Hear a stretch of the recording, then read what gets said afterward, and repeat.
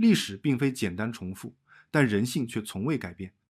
今天聊一聊古典文明给我们上的第一课。在漫长的石器与青铜时代，人类世界是分散的，河谷哺育了早期的文明，山川和沙漠隔开了彼此。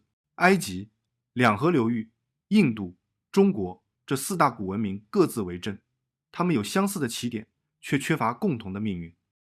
直到铁的火光从小亚细亚的炉膛中亮起，铁器比青铜更坚固、更廉价，它让力量不再是贵族的特权，而成为平民的工具。铁斧开林，铁犁破土，铁剑开疆。人类第一次用同一种金属改变自然，也改变自己。铁器让生产加速，也让战争蔓延，城市崛起，帝国扩张，秩序随之诞生。波斯的御道贯穿西亚，罗马的大道横越欧洲，大汉帝国以驿站与长城维系边疆的稳定。道路不只是通向远方的路径，更是文明的血脉。它使贸易得以往来，使军令得以传达，也使思想与信仰第一次拥有了传播的通道。铁器时代带来的最大改变，不是物质的富足，而是协作的规模。人类第一次学会在广阔的疆域内分工合作，也第一次体会到秩序的重量与代价。当铁器让生产增加，贸易便成为新的必然。多余的粮食、纺织与金属制品催生了贸易市场。在小亚细亚，吕底亚人最早铸造出标准金币。当金属被铸成统一的重量，当一枚硬币能够代表劳动、粮食与信任，社会的逻辑开始发生变化。吕底亚的金币、雅典的银币、汉代的五铢钱，让陌生人之间的信任变得可能。每一枚硬币都是文明的契约，它让人类第一次能够与陌生人合作。贪婪与理性在其中并存，财富的积累也推动了制度的进步，贸易随之跨越山海。当人类发现季风的规律，海洋成为新的道路。夏季的西南风把船送往东方，冬季的东北风又把它们带回西方。从红海到印度洋，从南海到地中海，港口取代了绿洲，船舶取代了驼队。丝绸、香料、玻璃、象牙、琥珀，物品的流动带动了文化的流动。中国的丝绸、印度的佛教、希腊的雕塑，在漫长的海风与驿道中互相交织。人类第一次以和平的方式互相影响，征服者带来恐惧，商人带来联系。贸易比军队更持久，它让利益代替仇恨，让合作取代掠夺。从此，文明的呼吸开始随季风而动。物质的流动带来了繁荣，也带来了新的空虚。财富并不能回答生命的意义，于是，在不同的土地上，人类几乎同时迎来了思想的觉醒，而这一时期也被称为轴心时代。公元前6世纪，孔子在东方讲仁义，老子讲道法自然，佛陀在印度讲慈悲，苏格拉底在雅典讲理性，索罗亚斯德在波斯讲善与恶，以色列的先知们谈公义与信仰。那是人类灵魂第一次的共振。不同的文化提出了相似的命题：如何让人类在秩序中保持尊严，在群体中保持自由。思想使人类学会了内省，宗教使人类学会了共情。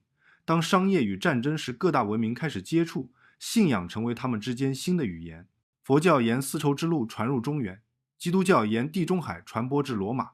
他们在不同文化中扎根，却都讲述同一真理：生命的意义不在征服，而在理解。宗教让陌生人之间有了共同的仪式与价值，让帝国之外的人仍能共享一种道德秩序。思想虽统一不了世界，却能使人类彼此理解。当思想与贸易的河流交汇，帝国成为了历史的容器。波斯以御道和游艺连通疆域，罗马以法律统治被征服者，汉帝国以官僚体系和儒家伦理维持平衡。帝国的使命不仅是征服，更是整合。它让不同民族共享市场、货币与法律，让暴力暂时被秩序取代，让创造得以积累。罗马的法律将理性与实践结合，成为后世西方法治的根基。中国则以礼法相融，将秩序内化为文化自觉，形成独特的社会约束。制度让文明延续，也限制了权力的任性。然而，没有制度能长久超越人心。权力追求扩张，财富带来腐败。